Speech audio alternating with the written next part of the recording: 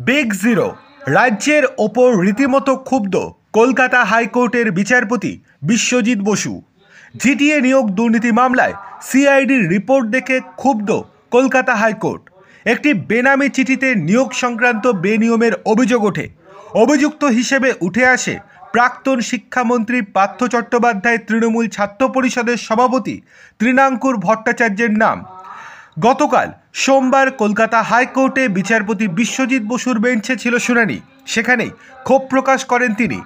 সোমবার বিচারপতি বসু পরিষ্কারভাবে জানিয়েছেন, পার্থ চট্টোপাধ্যায় তৃণাঙ্কুর ভট্টাচার্য বিনয় তামাংদের চাইলে ক্লিন চিট দিতে পারে রাজ্য। রাজ্যের তরফে জানানো হয়েছে এই নিয়োগে কোনো অপরাধ নেই, শুধুমাত্র পদ্ধতিগত ত্রুটি রয়েছে। আদালত চাইছে যাদের নাম সামনে এসেছে তাদের জিজ্ঞাসাবাদ করুক রাজ্য। এই মামলায় আদালত বান্ধব আইনজীবী নিয়োগ করার প্রয়োজন আছে বলে উল্লেখ করেন বিচারপতি বসু।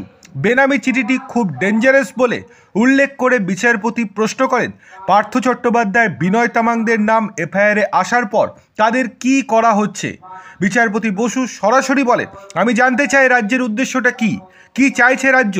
সমস্তটাই কি ধামাচাপা দিতে চাইছে, নাকি মানুষের চোখে ছানা বড়া পড়াতে চাইছে রাজ্য সরকার? কোনটা? এফআইআরের নাম থাকা সত্ত্বেও অভিযুক্তদের কাছে এখনও পর্যন্ত কোনো নোটিশ পাঠানো হয়নি রাজ্যের তরফ থেকে। এই বিষয়ে রাজ্যের ভূমিকায় অত্যন্ত বিরক্তি প্রকাশ করে বিচারপতি বিশ্বজিৎ বসু বলেন, একজনকেও নোটিশ পাঠানো হয়নি। Big zero. আগামী সোমবার ফের এই মামলার শুনানি হবে। সিবিআইয়ের সিনিয়র আইনজীবীকে উপস্থিত থাকার নির্দেশ দিয়েছেন বিচারপতি বসু।